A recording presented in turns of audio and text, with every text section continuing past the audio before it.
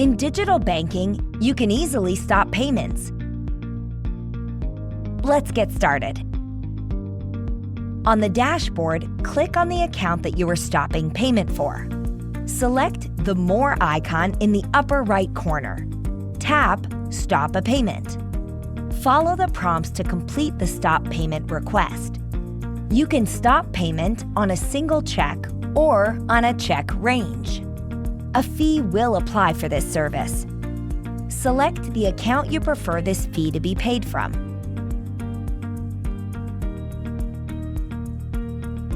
Once you enter the information, review the request. Select Confirm. If you ever want to view the stop payments you've initiated in digital banking, do so by clicking History.